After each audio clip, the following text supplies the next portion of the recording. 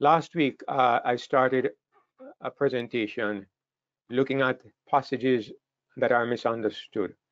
And I would like to continue that this week, and perhaps might even continue until next week. So last week we looked at the passage we looked at the biblical, the New Testament understanding of sin. And we also looked at what Jesus meant when he said that one jot or one tittle should in no wise pass from the law till all was fulfilled.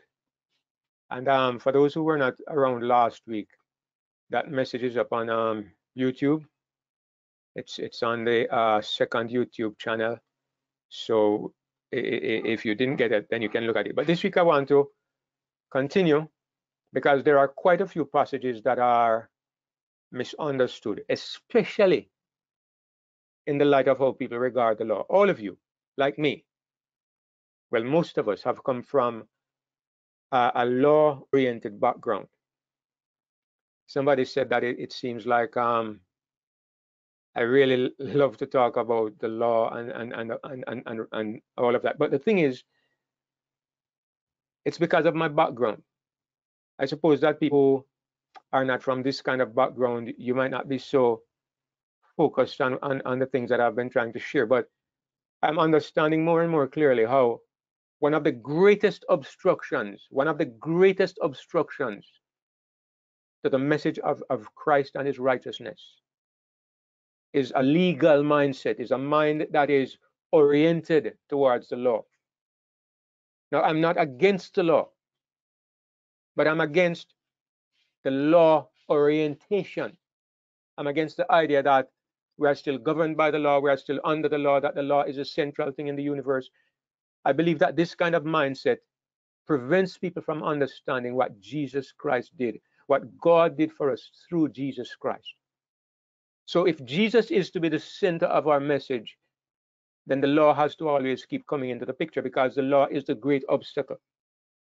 And just if you think I'm wrong, if you go back to the Bible and look at the New Testament, you will find that it was the problem that the Apostle Paul faced more than anything else. Read through the New Testament.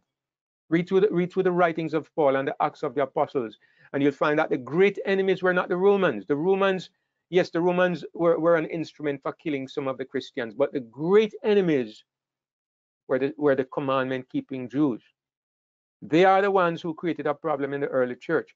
And it was in this kind of background that Paul kept talking about Christ and his righteousness, and he kept making these strange statements about the law that still befuddle people today. They don't understand what he means. They say Paul is hard to understand. It's because the perspective about the law is wrong. So I'm just saying this as a kind of preamble to say that if I seem to keep talking about the law, it's not because I'm suggesting that the law is bad. I'm suggesting that when we are oriented towards the law, we cannot understand the grace of God and the righteousness of Christ. So we have to put the law in its right place. So anyway, we're going to look at another of those difficult passages today. It's not difficult, but it's difficult if you have a legal mind and if you don't read the Bible properly. Now, I actually have a message on this particular subject up on YouTube already, but I'm going to revisit it today and try to go into it very carefully, because we are doing a study this morning. And what I would really enjoy, what I would really like, is if there is any aspect of what I'm saying that is not clear, please stop me. We're supposed to be having a study. I know this kind of platform is not the best, because I like to ask questions and I like to pinpoint people, and 90% of you are hidden. I can only see a few cameras, but please, if you have any questions, any brief comments, any point that you don't understand exactly what I'm trying to say, please stop me. And from time to time, I might just pick on somebody and ask you a question anyway. But anyway. Did yes, Opa. Just coming on because the internet was down, so I missed all of that. Sorry. Okay, all right. I'm sorry. It was just a preamble. I was just kind of introducing what we're going to look at today. So I'm glad you're on. Howard was saying the same thing. Apparently, there was a power cut and his internet was down. Anyway, I'm going to share my screen now, and I'm going to put the Bible on the screen. And of course, we're going to use the Bible as always as the basis for our study. So I need to close out this thing that's creating a little problem. Right. So what I want to look at this first of all this morning is a statement that Paul makes in Romans chapter 2 and verse 12. Verse 13, actually, not 12. Verse 13. It says, for not the hearers of the law are just before God, but the doers of the law shall be justified. All right, now, all of you know that the central teaching of our message is that we are justified by faith. We are justified by faith. This is our message. It's the message of the New Testament. It's the message of Paul. Grace through faith. Now here Paul comes and makes this strange statement. He says, the doers of the law shall be justified. And I step on this because it is one of the verses that people keep dragging us back to. They keep coming back to this verse and they say, the verse says it is the doers of the law who shall be justified.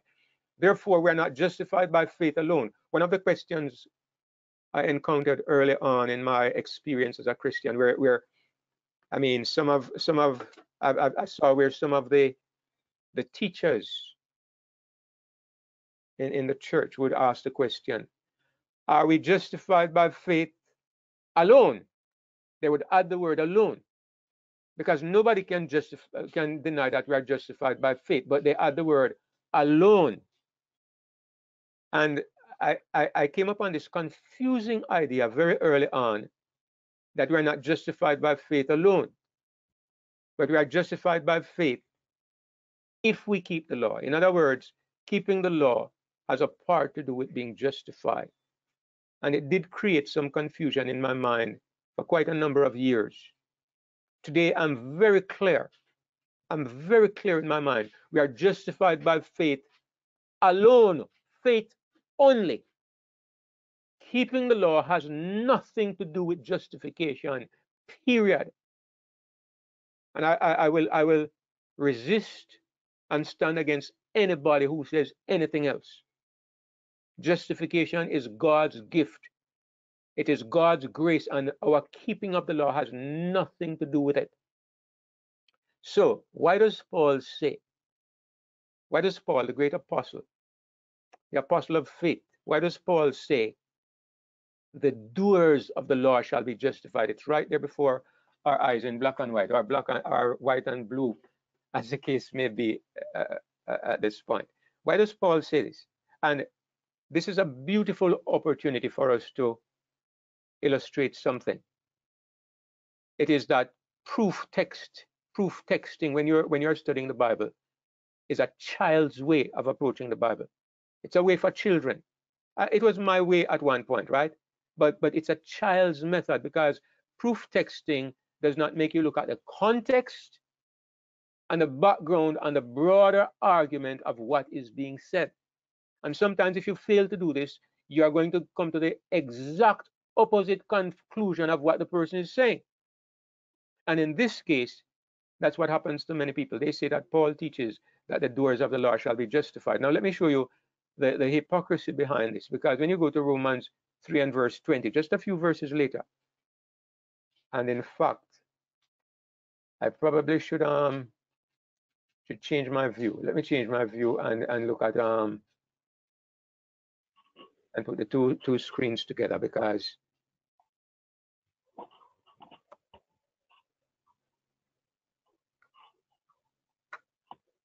all right, because it's Romans 2 and verse 13, and I want to compare that with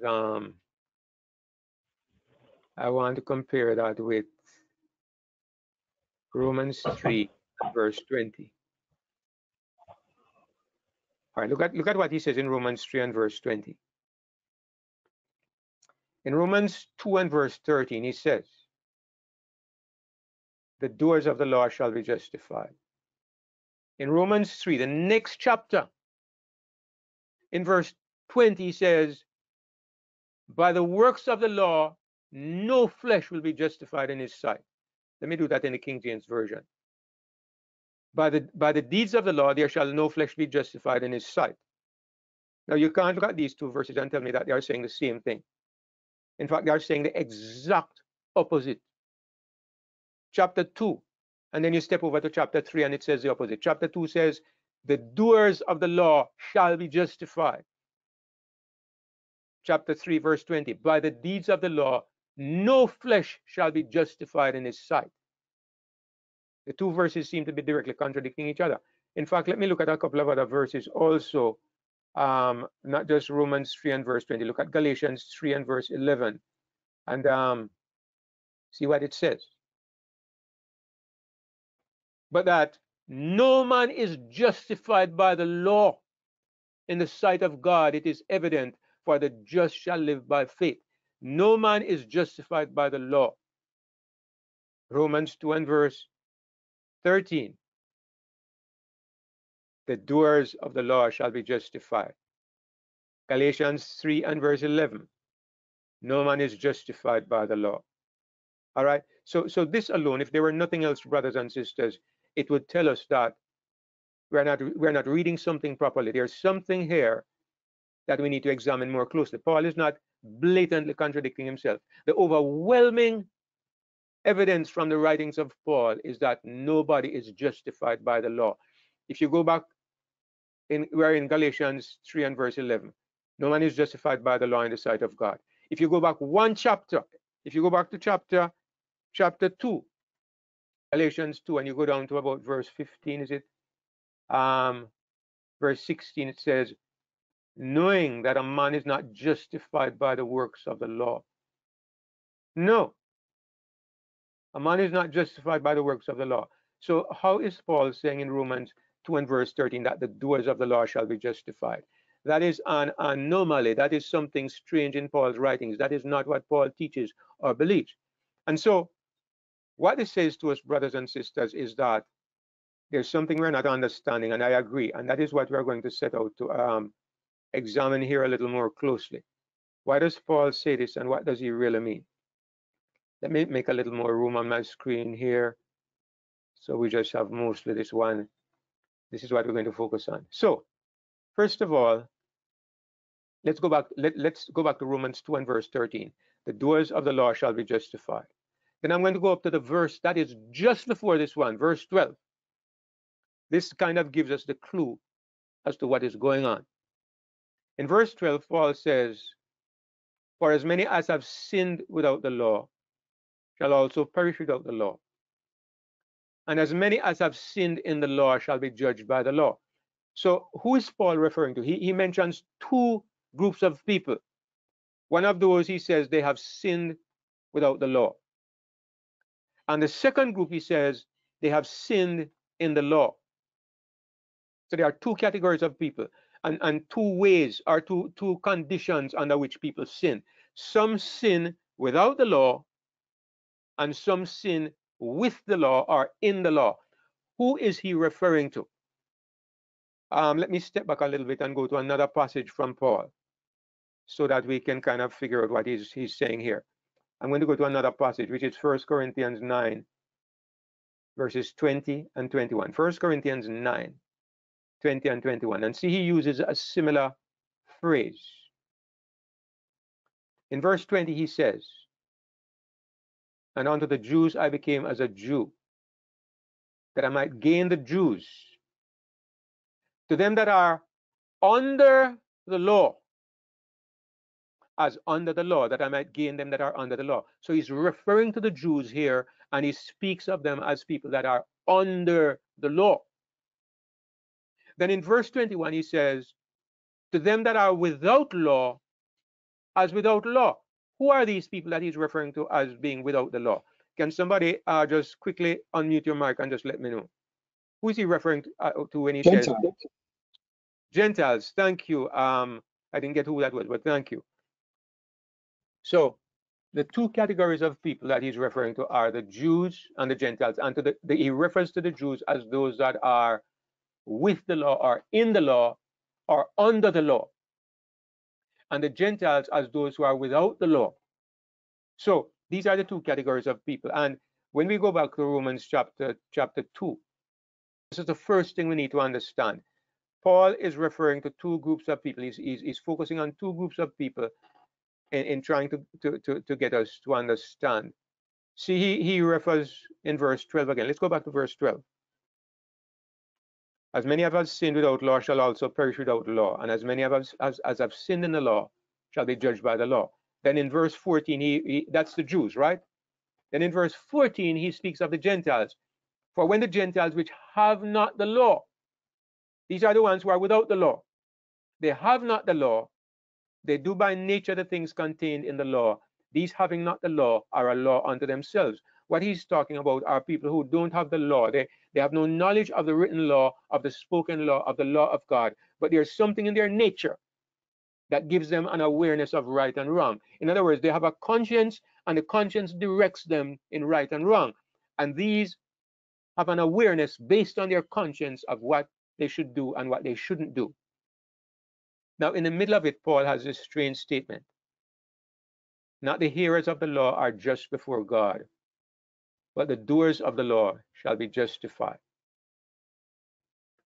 All right. Now, the clue to understanding this is to understand the way that the Apostle Paul writes. If you're not familiar with his writings, sometimes you have a problem understanding what he's doing. But let me simplify it. In this version of the Bible that I'm using, most of you will notice that sometimes some of the letters are, some of the phrases are written in bold letters. If you're familiar with the studies that we have been doing, let me see if I can find any in this chapter. Yes, here's some in the chapter, verse 24. It's bold, for the name of God is blasphemed among the Gentiles through you. And if you're familiar with this word Bible, you'll realize every time you come upon this bolded text, it means that it's a quotation from the Old Testament. So anywhere that Paul quotes from the Old Testament, the translators of the Bible, the people who put this version of the Bible together, they put it in bolded text to make us understand that it's a quote from the Old Testament, and we can go back and look to see where it is taken from. Now, they do a pretty good job, but sometimes they kind of mess up a little bit, because there are times when Paul quotes, and the quote is not an exact quote, and so they do not put it in bold, but it's really a quote from the Old Testament, or it's really a thought that comes from the Old Testament. And when you go back up to verse 13, that is what happens. When Paul says, the doers of the law shall be justified, this is not Paul's theology. This is the teaching of the law. Paul is referring to what the law teaches. The law teaches that it is those who do the law who will be accepted. Paul is using the argument of the Jews. Paul is using the theology of the Jews. He's using the argument of the law against the Jews. And we will see why he's doing this in just a moment, all right? But first of all, let me establish that this is what Paul is doing. I'm going to go to Leviticus 18 and verse 5, all right? Here's what God says. Here's what God says in the law. Here is the teaching of the law. You shall therefore keep my statutes and my judgments, which if a man do, he shall live in them. According to the law, what do you have to, what has to happen in order for you to live? You have to do. You have to do in order to live. This is the teaching of the law. Now, just in case you think I'm overdoing my case, let us go and see how Paul himself, in fact, let me give you back the double screen. It's very helpful, but because of how this software is laid out, sometimes I have to keep switching back and forth, because I have my dashboard on the right, and I need to Anyway, let's go to Galatians chapter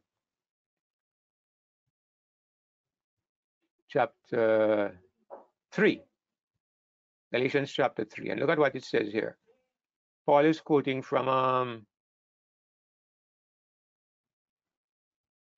look at what Paul says. Let's read verse 11 and 12. Galatians 3. But that no man is justified by the law in the sight of God, it is evident, for the just shall live by faith. Then he says, and the law is not of faith. And he quotes from this verse in Leviticus. But what is the law? The law says, the man that doeth them shall live in them. The man that doeth them shall live in them. He's saying that the law speaks about doing. But to be really just, those who are just, they do not live by doing, they live by believing. The just live by faith. The just live by faith. And the law is not of faith. So the just do not live by the law. The law is not of faith. The law speaks about doing. The law says the man that doeth them shall live in them. And he's quoting here from Leviticus 18 and verse 5. If a man do, he shall live. That's what the law teaches. And so Paul says, this is not how the just live. Now, please bear this in mind as we go back to what we read in Romans chapter 2. In Romans chapter 2, again back down to verse 13, you can understand this a little better now. The doers shall be justified. Paul is quoting from Leviticus, and he says the same thing here in Galatians. The man that doeth them shall live in them. That's all he's saying. He's simply saying what the law says. The doers of the law shall be justified. The man that doeth them shall live in them. So he's saying that according to the law, it is not the hearers of the law who will be justified before God. According to the law, it is the doers of the law who shall be justified. So this part here, in my opinion, it should have been in bolded letters. The translators of this version of the Bible, they should have put this in bolded letters to show you that Paul is making a reference to the Old Testament. But to be fair to them, what they have been putting in bold is what is an actual quotation. Here, Paul is not quoting the exact words. Instead, he's giving you the meaning. Now, I'm going to pause for just a moment because I'm anxious that we should understand what we just looked at in the Bible. Is there anybody who does not fully understand what I just said? Please unmute your mic and let me know.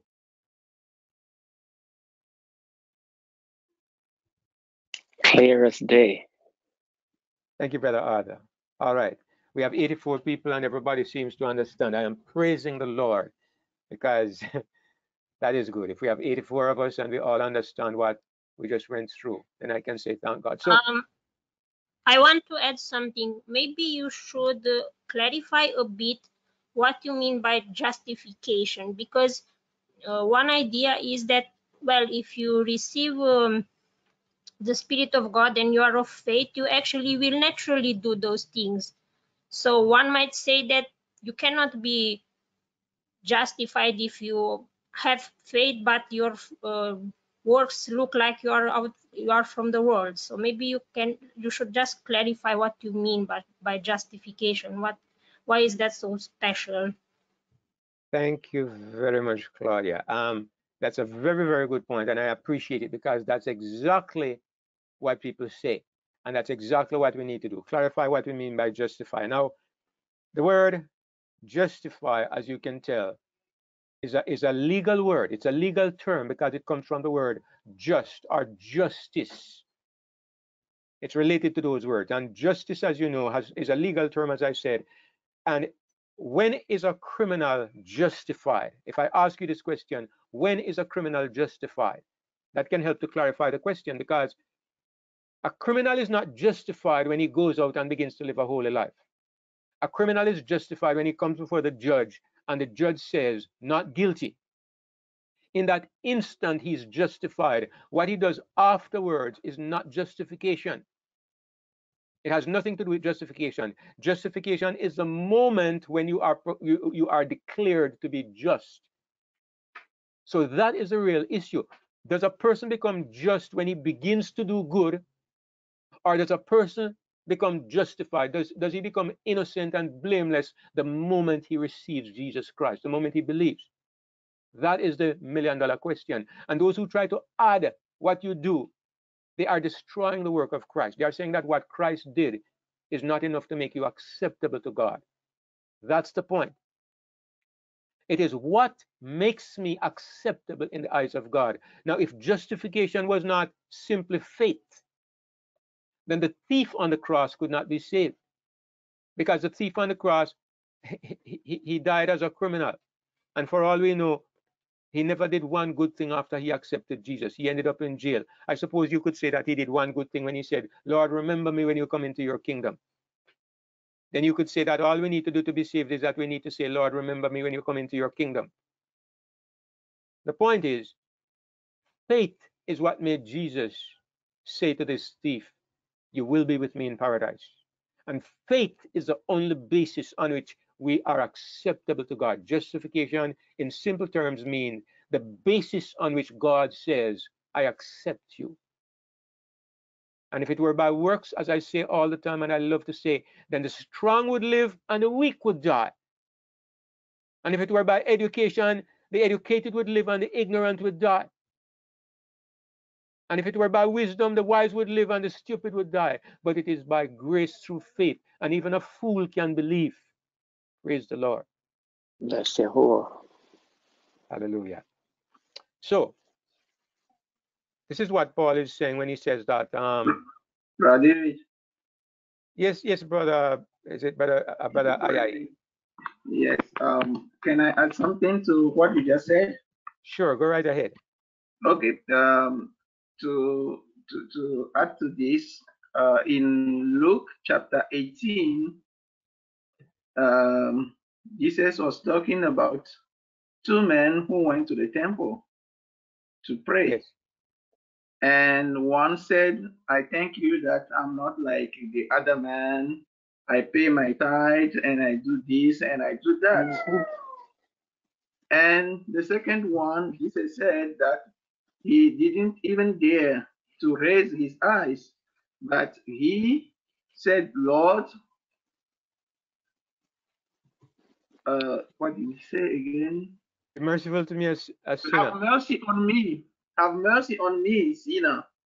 And Jesus said, I tell you, this one went to his home justified.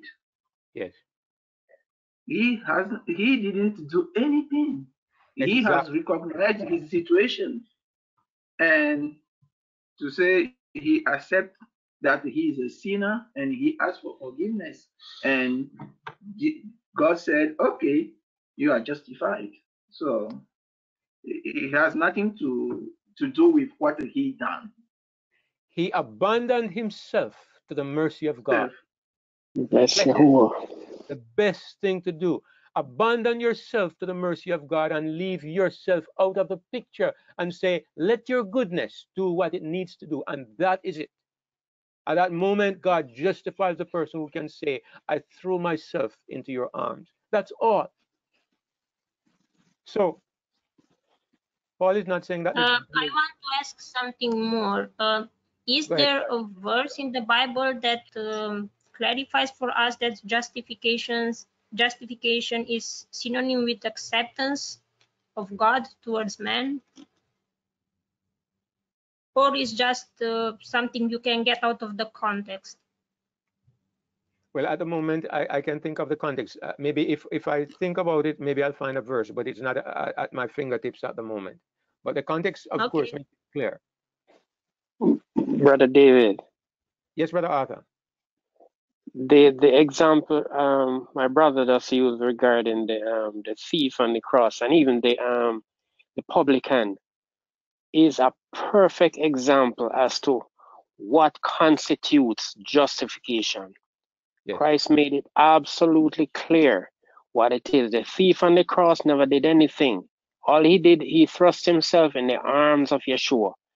Yes. The publican, he had nothing to show either. What he did, he threw himself at the feet of Yeshua, and he pleaded for mercy. He had nothing to show. He recognized the mercy and the grace of Yahuwah, and he pleaded for that. The scripture says that man left, went home, justified. I don't think there's need to be anything much clearer than this as to what constitutes justification.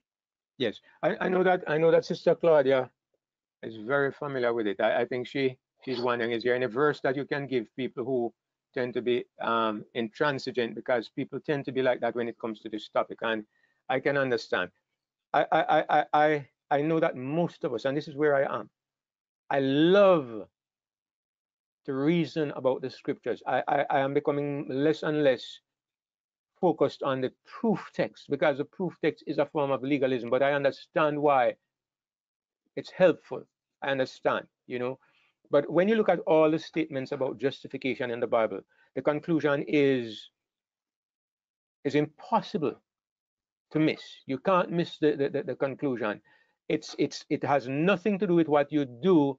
It is exclusively that moment when God accepts you, you know. So, but as I said, if anybody can think of a verse that really expresses it, justification is this or something of that nature, then please share with us. But I'll give it some thought. At the moment, it's not at my fingertips. All right. So let's continue. Brother David. Yes, Brother Matt. Brother David. Yes, ma'am. Being that justification and righteousness kind of work synonymously, would it be correct to say that in Daniel 9, in the first quarter of the chapter, Daniel's prayer, confessing Israel's sins, and then speaking about God's faithfulness to his covenant, explains that he is the only one who is righteous, that we're not righteous. You know what I'm talking about? You know the verses that I'm talking about? Yes. So wouldn't that kind of just confirm where justification or righteousness comes from? Because no one has been made just or righteous ever. Only God is righteous. Right. I think one of the things, and I think this is what Sister Claudia's question is aimed at, is because the word righteousness has several implications. It can mean in a state of being right, but it's also used to imply the process by which you live an upright life. It can have those two implications. So when she talked about justification, justification actually has only one meaning, technically, one meaning. It's the moment in which you become acceptable. It's not a process, and it cannot refer to the experience of how you live. Justification is a legal term, and it refers to a moment in time. I think that's what she's emphasizing. So that's why I would avoid the word righteousness, because righteousness is a broader spectrum. Yes, that's what I wanted to underline, the difference between those two words actually.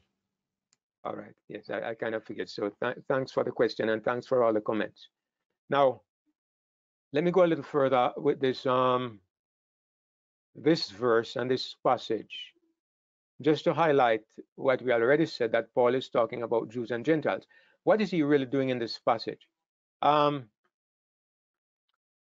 are two amazing verses I wanted to look at, because one of the things that I believe we must come to, my brothers and sisters, is the fact that God's purposes in the Old and New Covenant are different. They are not two sides. They're not the same covenant in two ages. That is absolutely not true. That is one of the things that people keep saying, but it's not true. The statements that are made in both covenants are so amazingly different. Look at what it says here in Exodus 23 and verse 7. Look at what it says. Keep thee far from a false matter, and the innocent and righteous slay thou not. For I will not justify the wicked. I will not justify the wicked. And look at what Paul says in Romans 4 and verse 5. But to him that worketh not, but believeth on him that does what? Justifieth the ungodly. his faith is counted for righteousness. Notice what it says under the law. I will not justify the wicked. Notice what it says under the gospel. God justifies the ungodly. I mean, you can say there's a little nuance of meaning, because does God justify a wicked person if he continues to be wicked? But again, it comes to the question, when is a person justified? When he's justified, he's in a state of ungodliness. When a person is justified, the thief on the cross, I don't know if he was just a thief or he did other terrible things, but he was justified in the condition as a thief. He only was no longer a thief after he was justified. God does not justify the wicked, but the New Testament says he does justify the wicked. It's two different perspectives. Under the system of the law, God was trying to bring out a certain principles and certain ideas, and it had to do with man's attentiveness, man learning morality, trying to restrain the carnal nature. Under the new covenant, the carnal nature becomes irrelevant because God gives you a new nature. You are born again, and the carnal nature becomes irrelevant because now in your new state, righteousness is produced in your life. When you are justified and you have received Christ, righteousness is produced in your life. You do not need to be attentive to morality. You need to be attentive to Christ. That's how it is under the new system. So anyway, I just wanted to put that in as a little side note to what we are looking at. But let's go back to the passage. I want to read from Romans 2 again, still in Romans 2, and I want to look at verses 17 to 24. Now, I want us to see the argument of what is happening in this chapter 2 of Romans. Let me expand it a little bit more. Most of us know that Romans is called the gospel in miniature. It's a book in the Bible where you have the gospel explained in the most detail out of any of the books in the Bible. So it's called the gospel in miniature. But the first part of the book of Romans, the first part, what Paul is trying to do is to prove that everybody needs Christ. All right, so you know, I have relatives and I have friends who will say to me, I don't go to church, but you know, I serve God. I don't deny this. I don't reject this because I know that it is sometimes true. But what many of these people want to say is that I don't need to make a commitment to Christ in order to be acceptable to God. What they are saying is that I am a moral person. I don't break into my neighbor's home. I don't go and visit my neighbor's wife when he's away. I don't do these things, so I'm a good person. And because I'm a good person, God will accept me. This is what a lot of people think. They believe that their condition is just as good as Christianity because they are morally upright. These are non-Christian legalists. Like so many Christians, what they are doing is measuring their worthiness by their behavior. They think that because I do good, I'm qualified. This is the attitude that is most abhorrent to God. Self-righteousness is the worst kind of attitude, and it's the hardest disease for God to cure. It's the hardest disease because a self-righteous person does not know how much he needs Christ. So Paul is writing and he's trying to prove to everybody that they need Christ. They need salvation. Who do you think will be the most difficult people to convince? The ancient Seventh-day Adventists, of course. The ancient Seventh-day Adventists, the Jews, they are the ones who are the hardest people to convince that they need Christ. Why? Because they have the law. Oh, goodness gracious, man, how things never change. How everything goes around in circles, right? We are God's commandment keeping people. This was the Jews. They did not need Christ. Now, in chapter 1, Paul shows you that the Gentiles need Christ. No problem. The Gentiles will be easy to convince about this because they know that they are rapists, murderers, looters, all this. They know that they need Christ. And Paul says when they don't know God, they turn to homosexuality and so forth. and so they know that they need God. And the Jews will say, Amen. When you say how wicked they are, they will say, these people are, the Jews will say, Amen. Now, Paul says, you Jews, you need Christ just the same. And the Jews will say, ridiculous. We're God's people. We have the law. We were given the law. We are special to God. Now see Paul's argument. Look at how Paul addresses these Jews. Look from verse 17. Same Romans chapter 2. Behold, thou art called a Jew. All right, good. And restest in the law. The law is your foundation. You have confidence in the law, and makest thy boast of God. And knowest his will, you know his will, and thou approvest the things that are more excellent, being instructed out of the law, and art confident that thou thyself art a guide of the blind, a light of them which are in darkness. See how Paul is bigging them up. This is exactly what they think about themselves, just like modern Jews.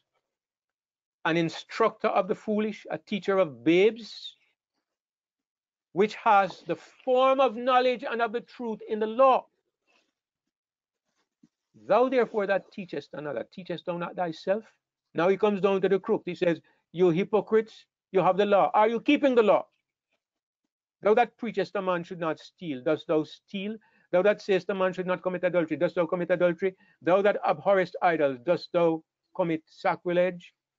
Thou that makest the boast of the law, through breaking the law, dishonorest thou God?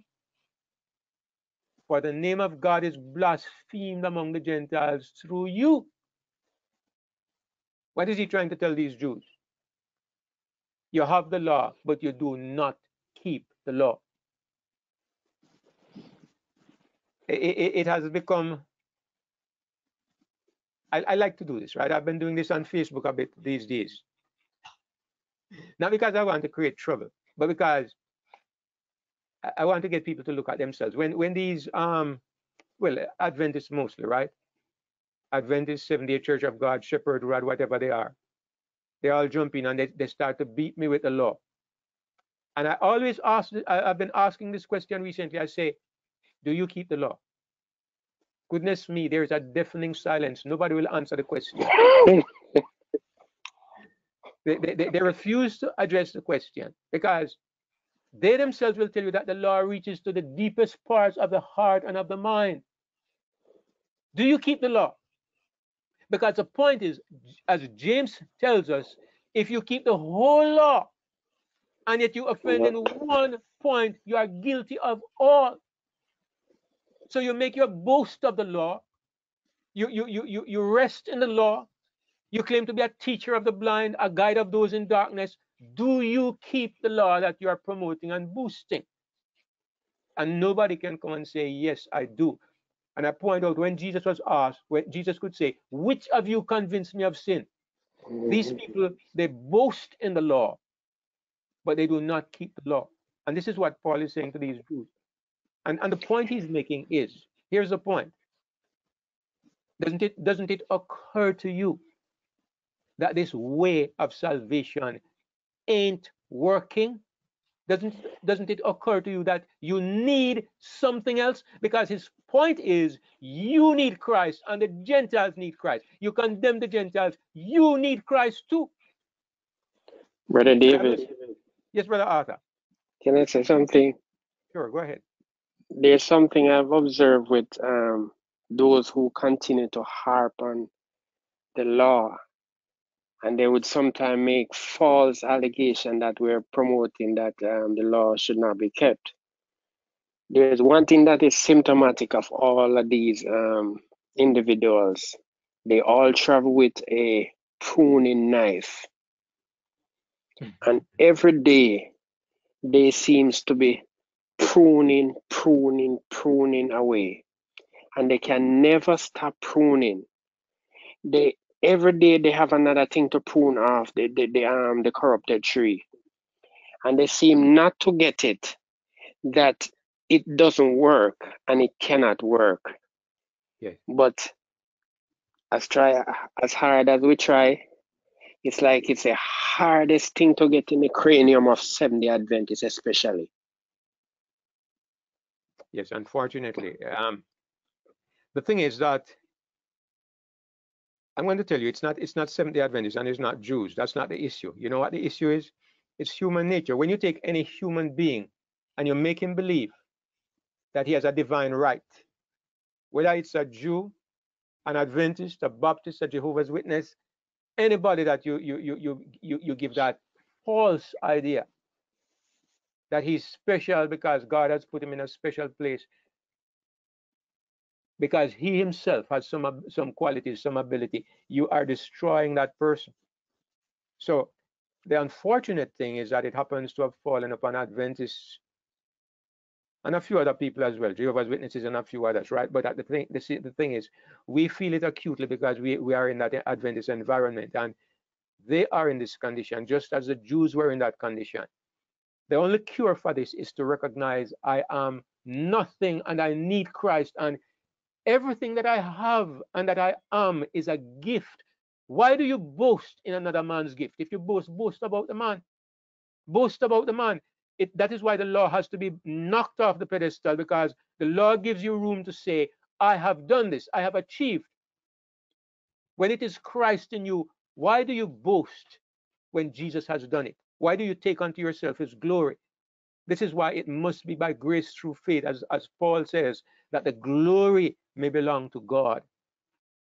Can I say one more word? Sure. This brings back to my mind the folks that are pushing the feast idea. To me, it's just so defeating, or seeking to defeat what Yeshua has done for us, as though it was not adequate, and so they need to continue with all of these earthly carnal things.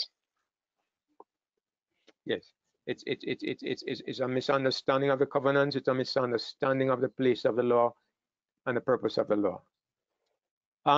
So this is the point that Paul is making, and that is why he says in verse 13, this is a verse we really are clarifying today, and I hope, well, everybody seems to have gotten it, and I hope it's so deeply embedded we'll never get out of it. But it says, when Paul says the doers of the law shall be justified, he is using the Jews' theology, which is the law. He's using their theology, and I say to you, and it's what I do. It's what I do sometimes with these brethren from Adventism. I say, do you keep the law? They say, but David, you are saying that we are not under the law. I said, that is my theology, but your theology is that we must keep the law. Do you keep it? Because that's your theology. So I'm using your argument. In my theology, my keeping of the law is not what saves me. In my theology, I am saved by grace through faith, and keeping the law is incidental. It happens, but it has nothing to do with my salvation. But in your theology, law keeping is important to your salvation. So do you keep the law? That's what Paul is saying to these Jews. Your teaching says that the doers of the law shall be justified, and you don't keep the law. So what is he doing? He's knocking away their support from under their feet. He's knocking their legs out from under them to leave them flat on their backs, where they recognize, I have no foundation. I have nothing to lean on. I need Jesus Christ. That's what he's doing. Now there is a second important point to what we are looking at today. And this second important point is that I hope we are learning that when you come to the Bible, you should not treat it in a superficial way. Just reading the Bible like this, right? Like a child reads his storybook, is not a wise way to approach the Bible. And the fact that people do this, they don't take the time and examine and read and pray for wisdom. The fact that people don't do this is the reason why there's so much confusion and so many different ideas. The Bible itself is clear if you take the time to examine it carefully. Now, just to reinforce, let's go back up in the chapter a little bit, up to verses 9 and 10, just to reinforce that he's looking at the contrast between Jews and Gentiles. He says, tribulation and anguish upon every soul of man that doeth evil. of the Jew first and also of the Gentile. But glory and honor and peace to every man that worketh good, to the Jew first and also to the Gentile. But there is no respect of persons with God. What he's saying is that whether you are Jew or Gentile, if you do bad, there's going to be tribulation, and you are going to be damned, in other words. And if you do good, you are going to be accepted. And then he ends up by saying, which of you is doing good? So he makes it clear, to be accepted, you need to do good. And to be condemned, you need to do bad. But none of you is doing good. So all of you are condemned. So he's going to show you that there is a different way to obtain that good status. And it is righteousness by faith. That's the point. All right? Now let's go over to Romans chapter 3, the next chapter. And we see the conclusion of his argument. So here's what he concludes. And this is just to put the final nail in the coffin in terms of the context of what we are looking at. Here's what he says. What then? Are we better than they? He's talking to Jews now. Are we better than they, the Gentiles? No, in no wise. For we have before proved both Jews and Gentiles that they are all under sin. That's the bottom line to his argument. So we could use the same argument today to these religionists who believe that they are acceptable to God because they have the law and because they are teachers of those in darkness and they are guides of the blind. We could use the same argument. I mean, one of the things that these same brethren keep saying to me is that we are all sinners. All right? Strangely enough, when you ask them, do you keep the law? Well, maybe it's not so strange. If you ask, do you keep the law? And they say they can't answer, then it's not strange that they should say we're all sinners, right? I mean, I can say that I'm not a sinner because I understand what sin is. I'm not a sinner. I'm not in a state of separation from God. If it happens that I might stumble along the way, I might do something that is wrong, this does not make me a sinner. A sinner is a habitual rebel against God.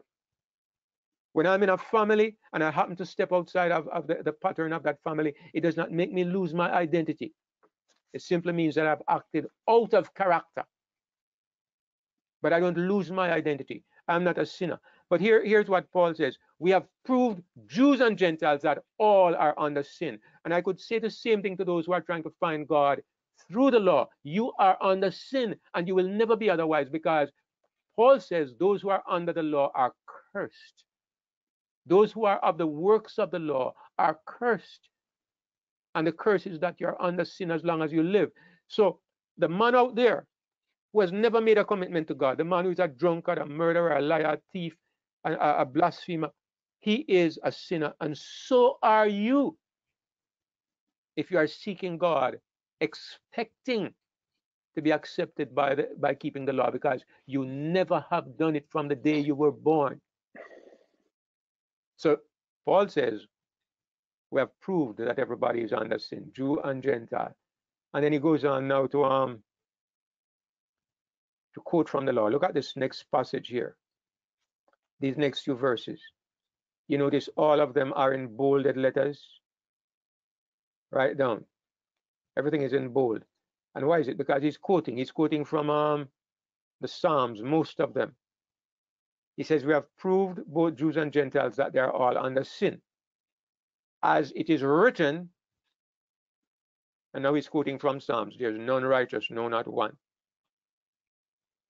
There's none that understandeth, there's none that seeketh after God. Now here's a question.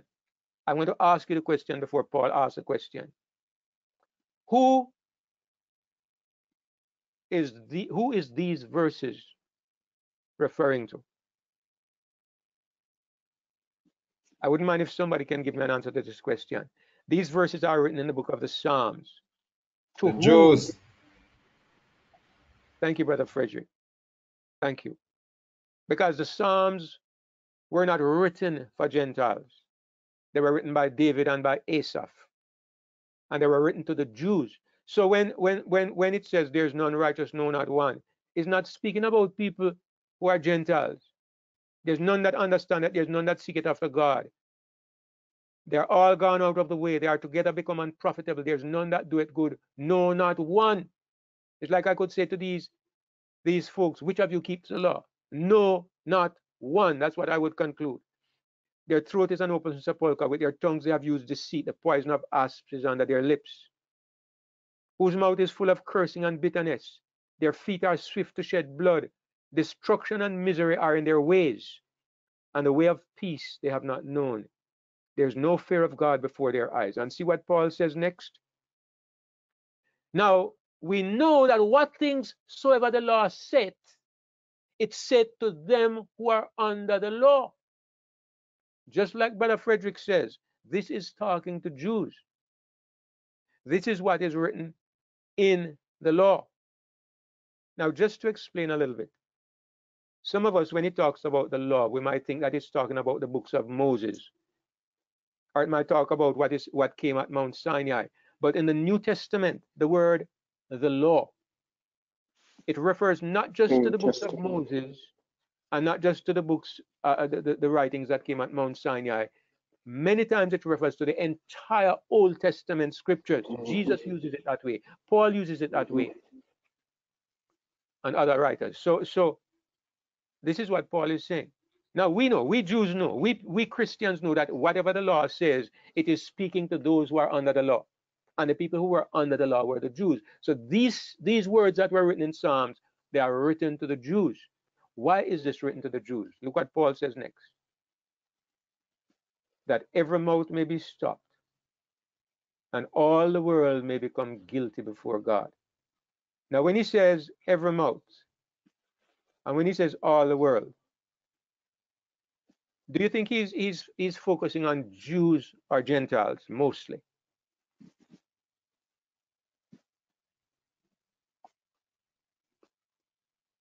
Well, I mean, obviously. Primarily what? Primarily the Jews. Thank you, Brother Arthur. And I agree with you. Because everybody knows that the Gentiles are guilty. Everybody knows that the world is full of sin and so forth.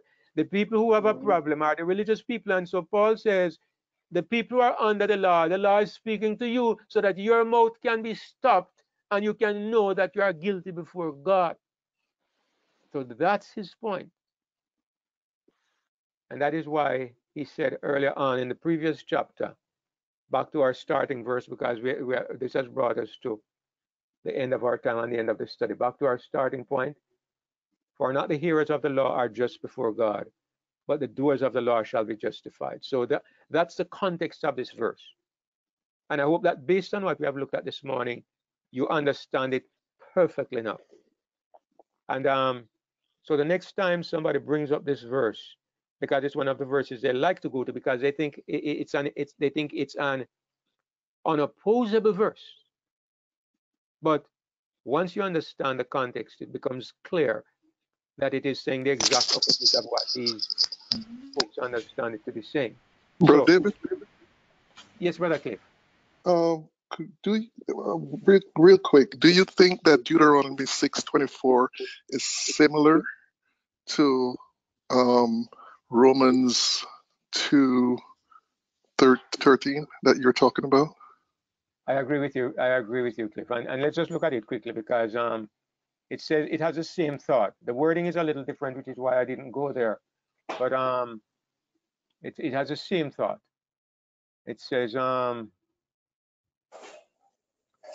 it shall be our righteousness. It shall be our righteousness, if we observe to do all these commandments before the Lord our God, as he has commanded us. Notice that this is what the law teaches. Our righteousness, if we do. Our righteousness, if we do. And that's the teaching of the Old Covenant. And it's the same thing that says, like it says in Leviticus 18 and verse 5, those who do these things shall live.